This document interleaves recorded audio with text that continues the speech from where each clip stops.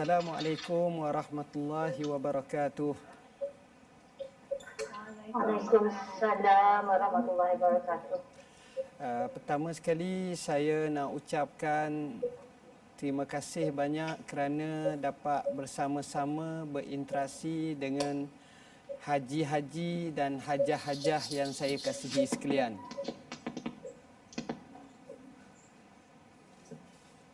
Okey, boleh dengar tak apa yang saya cakap? Alhamdulillah dengar Datuk. Okey. Pertama sekali Dan kami juga berterima kasih Datuk kerana sudi berjumpa dengan kami dan kami sangat berbesar hati berjumpa dengan Datuk di sini. Okey.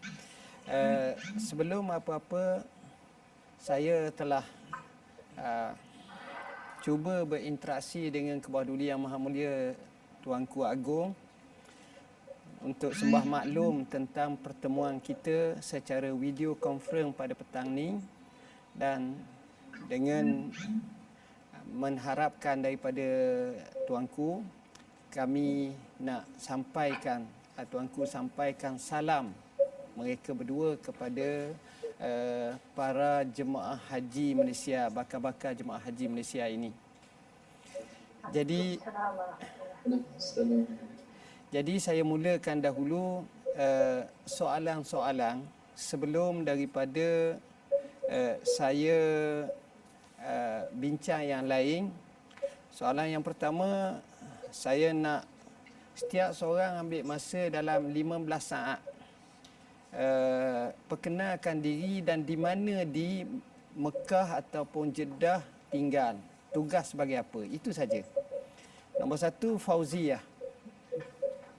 Assalamualaikum warahmatullahi wabarakatuh.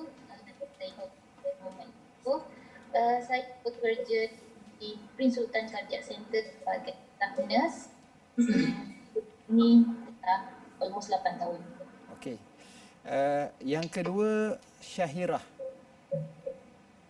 Assalamualaikum. Nama saya Syahirah Hasbullah.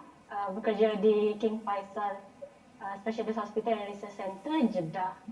Sudah 3 tahun berada di sini.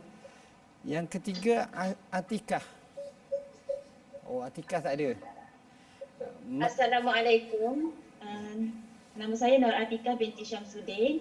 Saya bekerja sebagai staff nurse di Hospital Madinah Cardiac Center dan tinggal di Hospital Madinah. Okay. Yang keempat, Maryam Munirah. Assalamualaikum warahmatullahi wabarakatuh. Nama saya Maryam Munirah binti Muhammad Masrur dan saya sekarang pelajar di Princess Nur di Riyadh. Sekali lagi ulang, belajar. Pelajar di Riyadh di Princess Nurul University. Okey, bidang apa tu? Sekarang final sem di kelas Kelas? Ma'had. Ma'had. Okey, terima kasih. Okey. Muhammad Uwais. Assalamualaikum Datuk. Waalaikumsalam. Nama saya Muhammad Uwais bin Muhammad Rosli. Sekarang di semester 3 di Universiti Islam Madinah dalam bidang syariah. Okey. Muhammad Hakim. Saya, Assalamualaikum warahmatullahi wabarakatuh. Nama saya Muhammad Hakim Anggulia. Sekarang merupakan pelajar di Universiti Islam Madinah tahun keempat dalam bidang syariah. Nur Aini Nurdin. Assalamualaikum warahmatullahi wabarakatuh. Saya Nurani Nurdin. Saya bekerja sebagai pengurus syarikat-syarikat di laman penyelidikan di King Abdullah University Science and Technology. Fatin Daud. Assalamualaikum Datuk Doktor. Nama saya Fatin Daud dan saya seorang pelajar di Universiti Ummul Qura di Ma'had di universiti. Mustafa Muaz. Assalamualaikum Datuk. Nama saya Mustafa Muaz. Baru saja graduate daripada master di Universiti Islam Madinah dalam bidang fiqh 4 mazhab. Okey. Soalan saya yang pertama, seorang saja jawab. Macam mana cara untuk dapat pergi menunaikan haji? Cara prosesnya? Baik Datuk, insyaAllah yang pertama saya yang akan jawab. Berkenaan dengan SOP tahun ini, hanya rakyat yang bermukim di Saudi sahaja yang boleh diterima, dan caranya adalah kita mendaftarkan secara online. Yang kita daftarkan nombor iqamah kita. Seterusnya nanti daripada kata Menteri Haji Arab Saudi, pemilihan berdasarkan computerizing. Maksudnya 100% komputer yang memilih tanpa ada intervensi daripada mana-mana pihak. Begitu Datuk. Okey, soalan yang kedua mungkin sahabat kita boleh jawab. Setiap negara diambil berapa orang kalau ada maklumat, dan berapa jumlah keseluruhan yang akan buat haji pada tahun ini yang resmi? Baik, saya jawab Datuk. Ya. Sekarang ini yang diterima hanyalah 1,000 orang sahaja jemaah haji tahun ini. 30% iaitu 300 daripada rakyat Saudi sendirilah, dan 70% lagi untuk orang luar. Dan setakat yang kami maklum, kita ada 160 buah negara yang selain daripada rakyat Saudi, dan kira-kira lebih kurang 5 hingga 10 orang bagi setiap negara lah yang terpilih. Dan kami 8 orang ni yang terpilih daripada Malaysia. Alhamdulillah. Okey.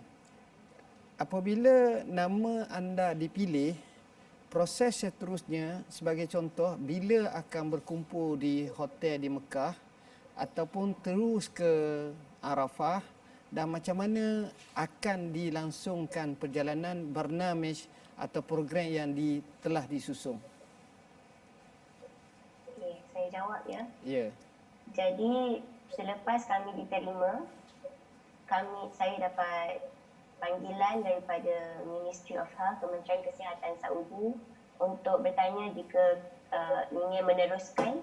Dan jika ingin meneruskan, pada malam itu mereka hantar 2 orang doktor ke rumah untuk mengambil swab test dan juga injection meningitis.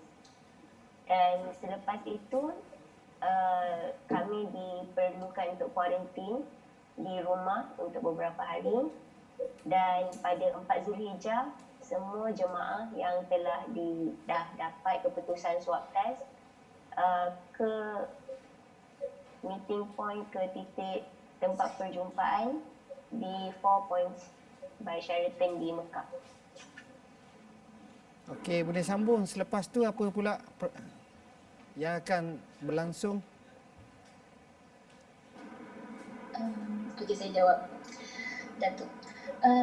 Lepas daripada berkumpul di Sheraton Hotel ni, kita kena kuarantin sampai 8 Zulhijjah, dan esok kita akan start untuk pergi ke miqat, untuk pergi tawaf dan juga sa'i.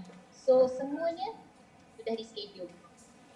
Okey, saya sampaikan sikit sebelum saya teruskan kepada saya panggil anak-anak lah ni. Bakar-bakar haji jemaah. Saya telah berhubung dengan Kebawah Duli Yang Maha Mulia Tuanku Sultan, Tuanku Agong. Beliau nasihatkan kepada anda semua dan termasuk kami lah, supaya jaga kesihatan dengan sebaik-baiknya. Ini nasihat dia lah, sahabat tolong tulis apa yang dia sebut tadi. Okey. Selepas daripada 8 hari bulan ini, cara pergi tu dengan bas yang disediakan, dengan ada rider ke, kemudian berada di Arafah tempat yang khusus, kemudian mungkin ada khutbah Arafah, sembahyang dan seterusnya zikir, ibadat, doa seumpamanya, kemudian baru pergi. Gitulah caranya.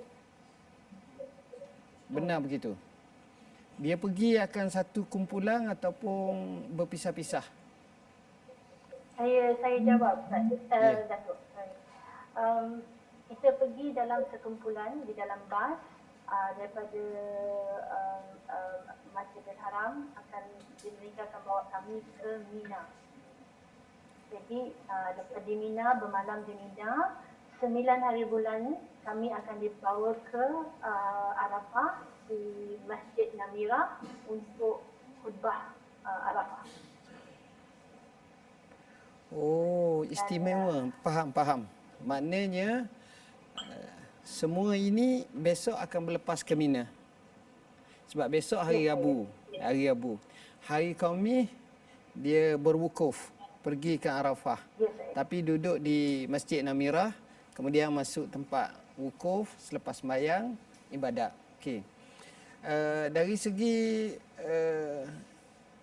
ada tak kena bayar kos-kos tertentu ketika berada di sana untuk apply haji ni?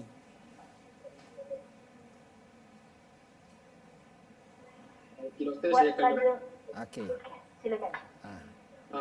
Setakat ni Alhamdulillah saya mendapat berita bahawasanya haji pada tahun ini akan dibiayai sepenuhnya oleh Kementerian Haji dan Umrah Kerajaan Arab Saudi. Alhamdulillah, ini merupakan rezeki kami yang tak disangka-sangka. Saya sangat bersyukur, kami sangat bersyukur dengan nikmat yang telah diberi. Okey. Sekarang ni anda ada di mana? Saya jawab. Okay, sekarang kami berada di 4 Points by Sheraton Hotel kat Makkah. Ni hari terakhir kami ada kuarantin lah sebelum sekarang 7 Zulhijjah. Besok 8 Zulhijjah kami akan berangkat pagi-pagi pukul 4.30 tu kita dah semua dah turun dekat bawah dekat lobi dan kita dekat situ semua. Allahu Akbar. Okey. Saya nak dapat sikit gambaran sebab Sheraton Hotel tu tak jauh sangat daripada Masjidil Haram.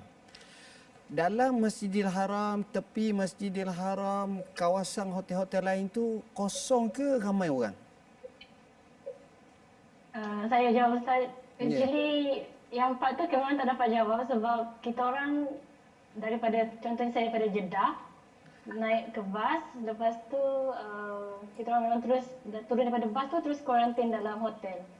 So kita orang tak pernah lagi keluar tengok keadaan luar macam mana. Tapi setakat yang saya tahu memang kosong lah. Memang tak ada jemaah lain melainkan kita orang je kat situ. Hotel-hotel pun lengang semua? Betul. Ini kali pertama ni. Saya tanya dulu sebelum saya cakap ni. Awak semua akan buat haji apa? Tamattu', Qiraan, Ifrad?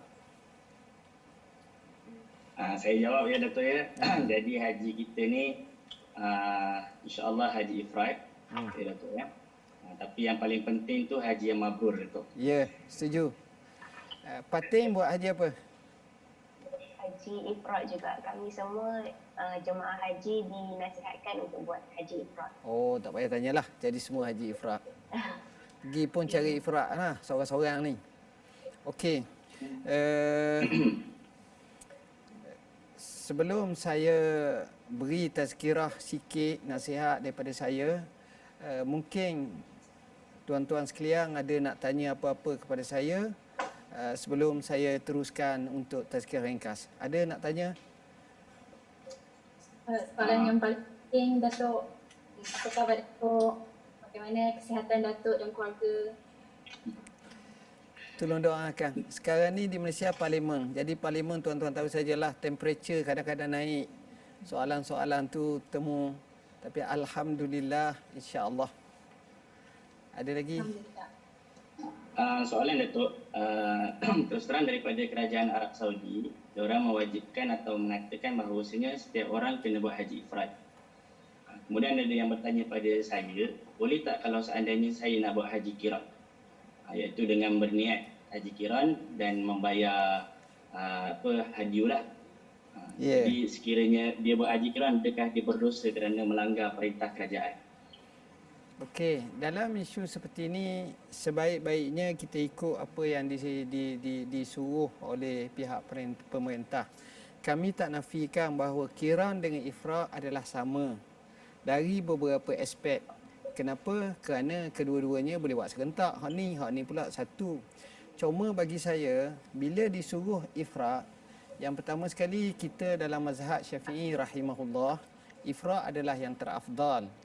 Dan jarang biasanya kalau kita tengok mazhab Hanbali sebagaimana ustaz tahu, memang mereka suruh tamattu' lah yang paling afdal. Jadi dengan keadaan tawaf tak dihakkan, begitu juga sa'i. saya rasa memang kalau saya sendiri pun saya suka ifraq, kerana selepas daripada itu kita boleh minta kepadanya untuk buat umrah sekali. Jadi kita akan dapat dua dalam keadaan ketenangan, dalam keadaan selesa, dan masaan kita di Kaabah dan juga ketika kita laksanakan sa'i, kita boleh buat dua kali. Sementara lagi kita patuh kepada kehendaknya, bagi saya itu fabiha wa ni'mah, baik. Dan saya syorkan apabila diperintahkan macam itu, sebab kita ni satu rombongan, kita ada amir ataupun amirul hajj yang perintah seperti itu, kita ikut. Itu jauh lebih baik. Walaupun ada pilihan-pilihan yang mungkin kita boleh bayar dam dan seumpamanya. Ada lagi soalan?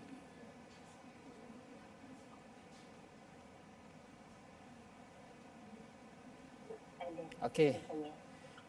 Kalau tak ada, saya mulakan untuk saya tazkirah. Lepas saya tazkirah, kalau ada satu dua soalan, kita akan buka. InsyaAllah dalam 2-30 minit kita akan berhentilah. Saya katakan Bismillahirrahmanirrahim. Qala Allah Ta'ala, walillahi 'alan nasi hijjul baiti man istata'a ilaihi sabila.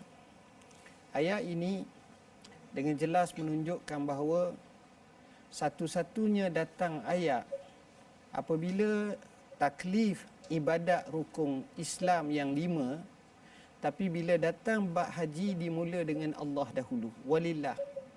Tapi yang lain semayang fasallili rabbika, lili rabbika, inna salati wa nusuki baru lillahi rabbil alamin. Tapi untuk haji kepada Allah dahulu. Walillahi 'alan nasi hijjul bait. Di sini menunjukkan bahawa nombor satu, pembetulan niat adalah amat-amat penting. Keikhlasan, dan ini peluang yang terbaik daripada hampir 30,000 lebih rakyat Malaysia. Anda terpilih. Hampir 1.5 bilion rakyat dunia Muslim, anda terpilih. Dan ini nikmat. Saya sendiri kalau boleh memang nak pergi. Ni sahabat-sahabat kan main duk merayu. Merayu pun memang tak boleh. Dan saya tertarik dengan jawapan kerana anda dapat memang daripada komputer, daripada cara begitu telus yang tak sangka anda boleh buat melaksanakan ibadat haji. Jadi syabas, dan ini benar-benar duyufur rahman. Jadi ambillah peluang bila kita buat haji ni. Dan masa kita buat haji ni, kita cuba ikut. Dan boleh jadi ini sejarah. 100 tahun lagi mungkin tak berlaku macam ni. Dan tak ada lagi orang akan boleh berlaku dalam sejarah buat haji dengan satu jumlah yang amat-amat minimum. Saya ingat sejak zaman Nabi SAW sampai sekarang pun, ini boleh bilang lah salah satunya, inilah yang peliknya. Bukan orang tak ada, bukan orang tak ada duit, bukan orang tak berani, tapi ini peraturan dek kerana satu virus COVID-19 yang begitu mencabar dalam kesihatan manusia. Jadi bila kita dapat peluang seperti ini, kita akan tengok, kita akan guna sepenuhnya. Anda merupakan wakil-wakil kami daripada Malaysia. Saya amat berbangga dengan anda. Tapi saya tak nak cakap dari segi bangga dari sudut tu, tapi syukur kepada Allah Subhanahu Wa Taala. Ini peluang. Jadi bila berada dalam peluang, kita punya target nak ibadat sebagaimana ustaz kita cakap, nak dapat haji yang mabrur. Dan haji mabrur, Nabi sebut wal hajjul mabrur laisa lahu jazaa illa al jannah. Tak ada balasan kecuali syurga. Bermula daripada niat haji, maka kita talbiyah. Talbiyah tu jelas kita sebut labbaik Allahumma labbaik. Labbaik la syarika laka labbaik. Labbaik ini satu kalimah yang cukup mahal maknanya. Lebih hebat daripada kalimah na'am. Lebih hebat daripada kalimah bala. Tapi labbaik. Labbaik ini dalam arti kata serah bulat-bulat. Datang bulat-bulat. Dan kata orang dengan jiwa raga, dengan tubuh badan, dengan hati, dengan emosi, semuanya dia datang. Jadi dia datang talbiyah ni semata-mata untuk abdikan diri kepada Allah. satu kalimah, mana-mana ibadat, tempat lain tak ada labbaik. Kita nak pergi masjid, labbaik Allahumma labbaik. Masjid lain lah, masjid negara ke, masjid wilayah ke, orang tak sebut pun begitu. Tapi menuju ke ibadat pada Tuhan, labbaik. Sebab masa labbaik itu, separuh kehidupan kita sudah berubah. Kita bukan berinteraksi dengan manusia. Kita bukan berinteraksi dengan tempat, tapi kita berinteraksi dengan Tuhan. Sebab kaf tu kembali pada Tuhan. Labbaik Allahumma labbaik. Labbaik la syarika lak labbaik. Labbaik ini, peliknya dia datang dalam bentuk tasniah. Tasniah ni musanna dua. Labba yulabbi labban. Kalau dua labbayani. Jadi bila disebut labbaik Allahumma labbaik. Labbaik ini bila sambung dengan kaf khitab kepada Tuhan, maka dibuang nun jadi labbaik. Labbaik ini datang dalam bentuk maf'ul mutlaq, ulabbi labbaik. Bila sebut labbaik itu dua kali, ulang dua kali datang, bukan sekali, dua kali, maknanya 4 kali dah. Berapa banyak kita sebut labbaik Allahumma labbaik, labbaik la syarika lak labbaik, labbaik la syarika lak labbaik, sampai 4 kali ulang kalimah itu. Jadi di sini maknanya kita berinteraksi dengan Tuhan. Kita duyufur rahman. Kita ambil peluang seperti ini bila kita boleh pergi ke Mina. Kita boleh gambarkan macam mana Hajjatul Rasul sallallahu alaihi wasallam datang ke Mina. Dahlah duduk di Mina dalam keadaan kita ikut peluang ikut sunnah yang sebenar-benarnya. Sebab apa? Sebab kalau dulu kita biasanya pergi ke Arafah terus, tapi ini kita cuba. Jadi perjalanan ni kita tak perlu terkejar-kejar. Orang nak tawaf pun tak ramai, bebas umpamanya. Jadi ini peluang-peluang yang terbaik. Begitulah seterusnya. Cuma saya mewakili rakyat Malaysia dan juga kerajaan Malaysia ucapkan tahniah kepada anda semua terpilih, dan kami syukur sebagai wakil negara Malaysia, tunjukkan akhlak yang baik, tunjukkan tingkah laku yang baik, dan tolong doa kepada kami semua, kepada Tuanku Agong, kepada pemimpin-pemimpin, kepada rakyat jelata, kepada negara Malaysia, bahkan kepada dunia, untuk keselamatan, keamanan, dan yang paling penting kita juga terlepas daripada COVID-19 ini. Doa untuk keluarga anda, untuk diri anda, untuk Islam, untuk ummah, untuk negara. Kita doa dan kita adukan kepada Allah. Dan pesanan saya, guna masa sebaik-baiknya. Haji yang ditempuhkan tak lama, kurang daripada 5 hari ataupun paling banyak pun 6 hari. Bermula esok 8 Zulhijjah, 9 Zulhijjah, 10 Zulhijjah, 11 Zulhijjah, 12 Zulhijjah. Biasanya buat nafas awal lah kot. Lepas tu selesai dah. Paling lama pun 6 hari ataupun 7 hari. Masa-masa inilah masa-masa yang terbaik untuk anda abdikan diri kepada Allah Subhanahu wa taala. Munajat, semayang, lepas daripada Tok Imam ataupun Tok Khatib sembahyang Zuhur dan Asar secara ni, sebab kita ikut mereka jumlah tak ramai, kita tak ikut macam tabur haji macam biasa. Jadi lepas daripada sembahyang itu, itulah waktu permulaan wukuf untuk didoakan. Sebab dalam sejarah kalau kita baca hadis riwayat Muslim dan lain lagi, Nabi selepas saja itu tak lekang daripada dia doa. Munajat sampai asar, sampai maghrib, dekat dengan masjid, dekat dengan Jabal Rahmah. Nabi doa kepada Allah sehingga selesai. Kemudian dia terus menuju ke Muzdalifah.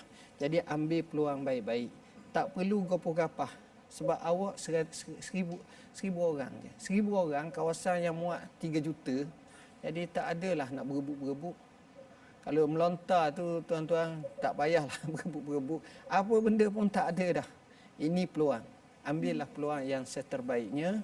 Dan saya katakan bahawa saya syukur kepada Allah.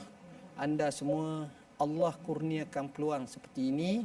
Dan doalah yang terbaik untuk diri anda, keluarga anda, negara anda, negeri, kaum kerabat, dan kita nak supaya saudara-saudara semua, saudari-saudari, saya sebut haji-haji, hajah-hajah, dikurniakan haji yang mabrur dan amalan yang diterima, yang makbul, tijarah yang tak mengandungi kerugian dan kejayaan berpihak kepada anda dalam pelajaran, dalam pekerjaan, dalam kehidupan, insya-Allah. Saya rasa sekadar itulah yang saya nak sampaikan kepada anda semua. Kalau ada satu dua soalan sebelum kita tutup dengan doa, silakan. Datuk, silakan Aus. Saya ada satu soalan Datuk, yang minta nasihat Datuk lah. Tentang kalau haji ni kita sebut dia adalah satu perjalanan tarbiyah dan juga satu perjalanan doa. Betul Datuk? Kalaulah nak minta nasihat Datuk, ada tak doa yang paling baik sekali waktu haji ni, ataupun doa yang patut kita diulang-ulang sepanjang haji yang 5-6 hari ni, Datuk? Ya. Ditanya kepada Syekh Syangqiti hafizahullah taala, dan juga dinisbahkan kepada hak sebenar lagi sebelum pada tu Imam Asy-Syafi'i. Dan ini telah sepakat ulama, doa yang terbaik adalah doa yang kita lakukan dan kita baca tak kala kita berada antara rukun Yamani dengan rukun Hajarul Aswad. Rabbana atina fid dunya hasanah wa fil akhirati hasanah wa qina azabannar wa adkhilnal jannata ma'al abrar ya aziz ya ghaffar ya rabbal alamin. Tapi saya lihat dalam masalah ini seorang itu lebih tahu apa yang patut dia doakan. Siapa yang doa untuk orang, maka Allah kembalikan doa kepada orang itu juga kepada diri dia sendiri. Jadi doalah yang terbaik, kalau boleh bukan semata-mata peribadi tapi umum, untuk Islam sebagai contoh, untuk umat Islam sebagai contoh. Jadi kalau kita dapat doa macam itu adalah terbaik untuk kita, insya-Allah. Ada lagi? Terima kasih Datuk. Siapa lagi? Minta maaf Datuk kalau bertanya lagi, berkenaan dengan saya dengar tadi Datuk cerita bahawasanya Rasulullah SAW berdoa tanpa henti daripada Zuhur sampailah ke Maghrib. Jadi macam mana kita nak dapatkan momentum semangat berdoa tu dengan waktu yang begitu panjang, dan orang kata tak ada rasa macam malas, tapi kita nak sentiasa berdoa tanpa henti. Okey, pertama sekali, pertama sekali kalau saya lah, saya syorkan pada hari ke-9 Zulhijjah tu, pagi tu kalau nak tidur, tidur dulu. Tidur dulu. Jadi kadang-kadang orang kita ni dia tersilap. Masa itulah dia doa dah pagi. Sampai lepas zuhur dia tidur pula. Sedangkan waktu premium sebenarnya selepas zuhur. Lepas zuhur sampai kepada maghrib. Jadi kita boleh tidur, boleh berehat, boleh ni. Lepas tu kita doa. Doa ni yang pertama sekali kita doa dalam bentuk seorang-seorang. Doa mungkin dalam sejam, setengah jam. Kemudian berehat, makan, zikir banyak-banyak. Kemudian kita selang-seli pula doa secara berkumpulan. Maksud saya untuk membuat kekuatan, mula-mula mungkin Muhammad Hakim doa. Lepas pada tu doa seorang-seorang. Kemudian Muhammad Uis pula doa. Doa pula seorang-seorang. Lepas tu Ustaz Mustafa pula doa. Kita pakat bergilir macam tu.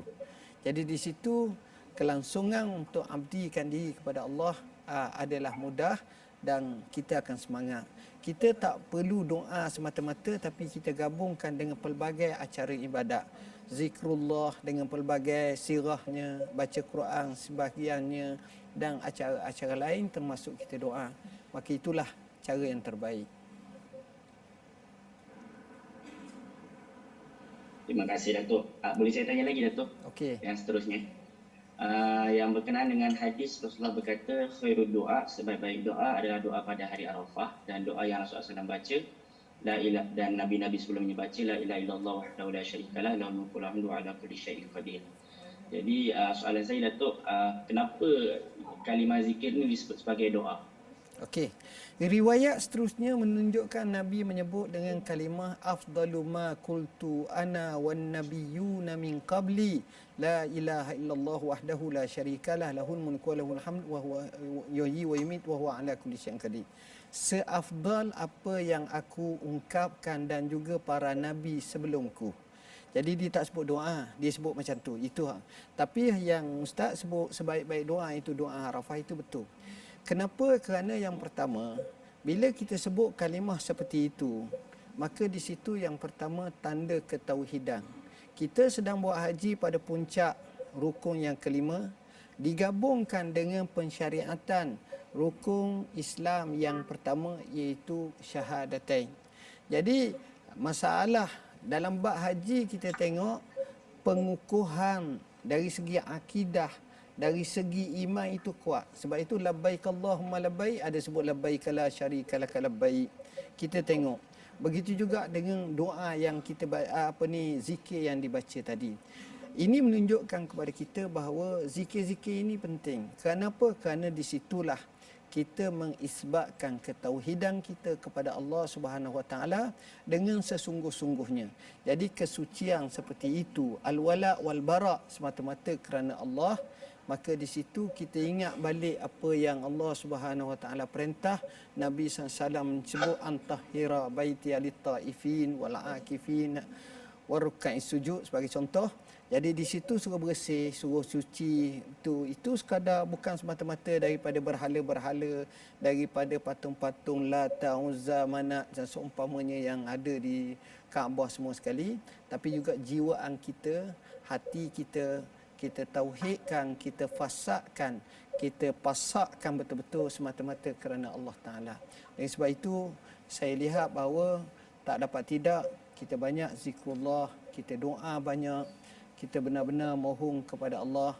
Kerana ketika kita berada di Arafah, dan ketika kita berada di Arafah ni kita telah dapat 3 kelebihan.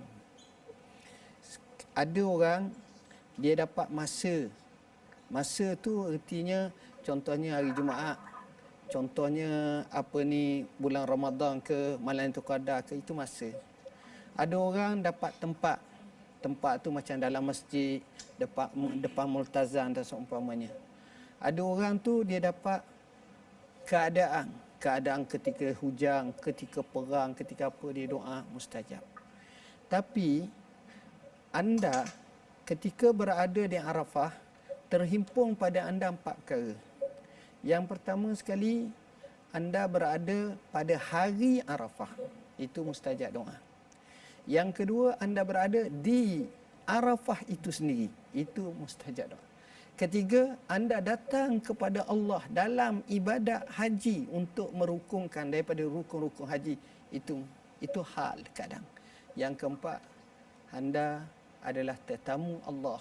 Pada masa itu, gunakanlah masa itu. Kalau orang tahu, siapa dia boleh beli masa macam tu. Sebab orang lain boleh buat. Saya boleh doa depan Allah.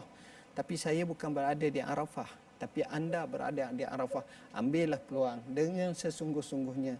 Doa, insya-Allah kehidupan anda berubah. Bahagia dan kejayaan sentiasa mengiringi anda.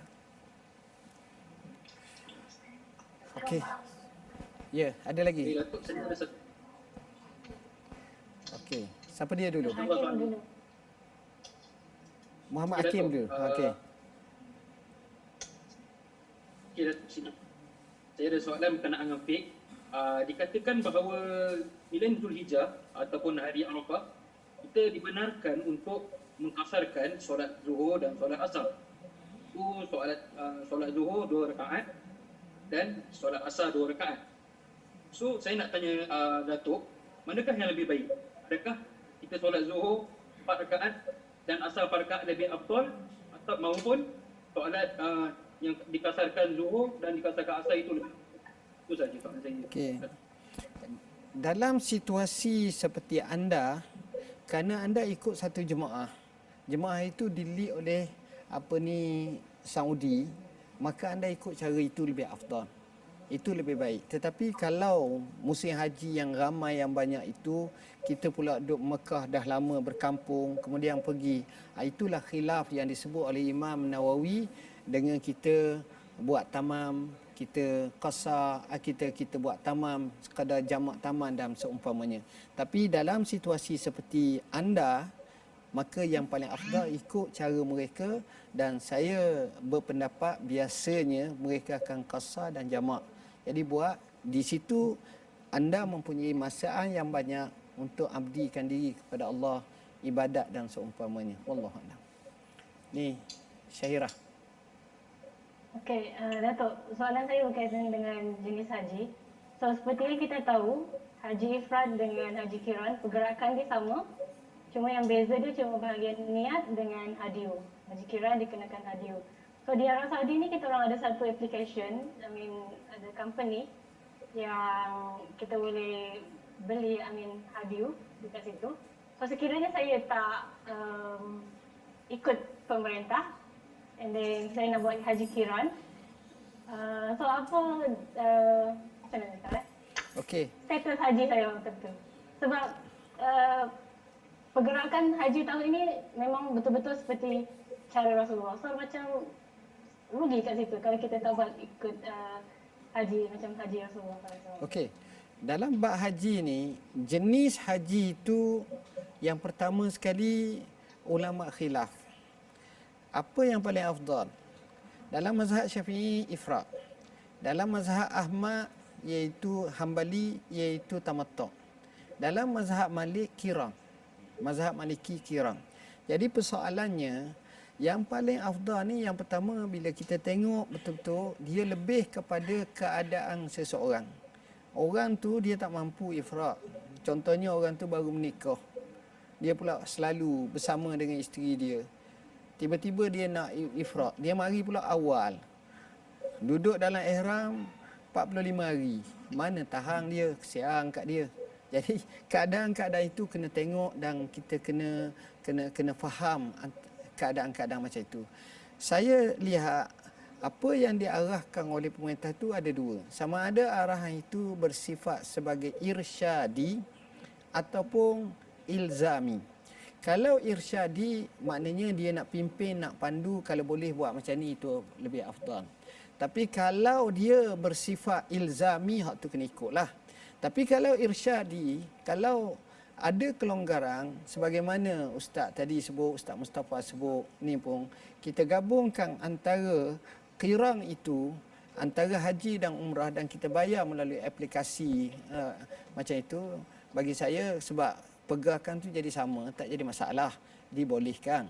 Tetapi tengoklah nada ataupun kita kata amir haji kita tu macam mana maksud dia yang sebenarnya, insya-Allah. Okey, saya rasa sekadar itulah dulu. Last soalan Datuk, boleh Datuk? Okey. Ini sebab begini Datuk, ketika mana 12 Zulhijjah, jadi itu terakhir kali kami berada di, kerana ke Masjidil Haram pun kami ikut waktu-waktu yang ditentukan.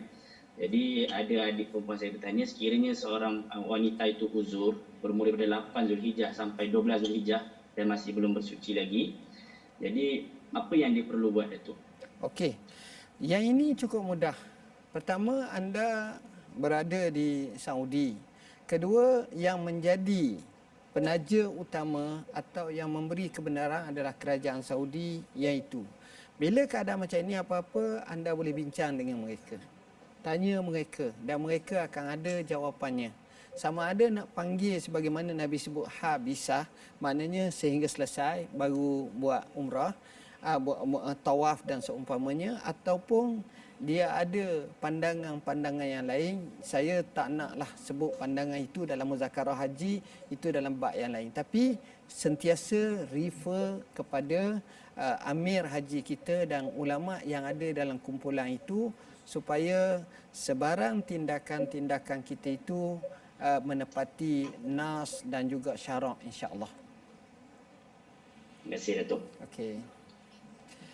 Akhir kalam, saya nak ambil kesempatan pada hari ini nak ucapkan semoga haji anda adalah haji yang mabrur. Cuma oleh kerana depan ni ada 3 orang lelaki, saya nak minta setiap orang baca doa untuk kita semua, pendek-pendek lah seorang-seorang, dan saya akan baca doa yang terakhir sekali. Kita mula dengan Muhammad Wais bin Muhammad Rosli. Silakan. Doa apa saya tu? Apa-apa doa, sebab doa orang haji mustajab. Bahasa Melayu boleh Datuk? Dua-dua boleh. Dua-dua boleh. Terima kasih Datuk. Bismillahirrahmanirrahim. Alhamdulillahirrabbilalamin. Wassalatu wassalamu ala ashrafil anbiya'i wal mursalin wa ala alihi wa sahbihi ajma'in. Allahumma inna nas'aluka ridhaka wal jannah wa na'udzu bika min sakhatika wan nar. Allahumma innaka 'afuwun karim tuhibbul 'afwa fa'fu 'anna wa 'an walidina wa 'an jami'il muslimina wal muslimat wal mu'minina wal mu'minat al-ahya'i minhum wal amwat bi rahmatika ya arhamar rahimin. Ya Allah, ya Tuhan kami, Engkau satukanlah hati-hati kami rakyat Malaysia ya Allah. Engkau satukanlah hati-hati kami rakyat Malaysia ya Allah untuk menegakkan agama-Mu di Malaysia ini ya Allah. Ya Allah, ya Tuhan kami, kurniakanlah kepada kami haji yang mabrur ya Allah. Kurniakanlah kepada kami haji yang mabrur ya Allah. Permudahkanlah segala urusan kami sepanjang perjalanan haji kami ini ya Allah.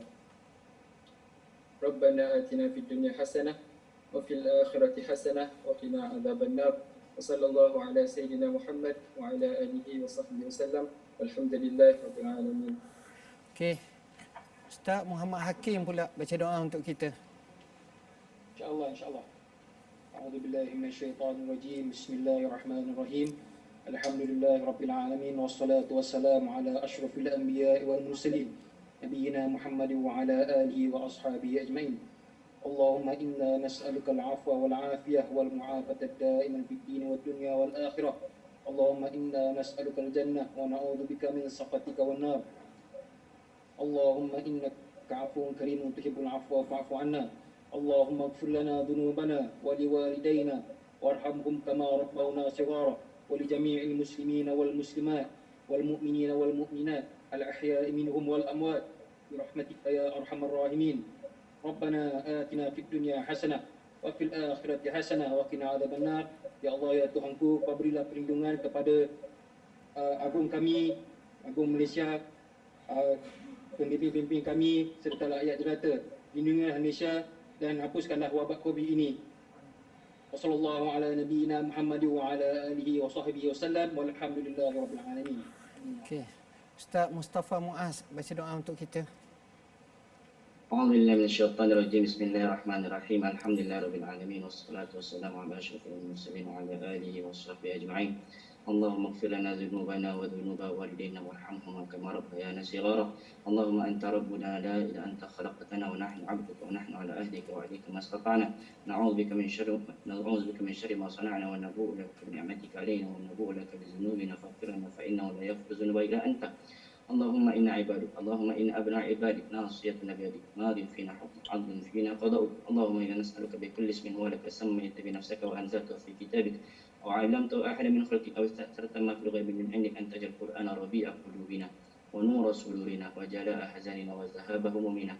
Ya Allah, ya Tuhan kami mohon kepadamu ya Allah, berikanlah hidayah, berikanlah kekuatan kepada pemimpin-pemimpin negara kami ya Allah. Berikanlah kesihatan kepada Raja Agung kami ya Allah. Berikanlah kesihatan kepada raja-raja di negeri yang di Malaysia ya Allah.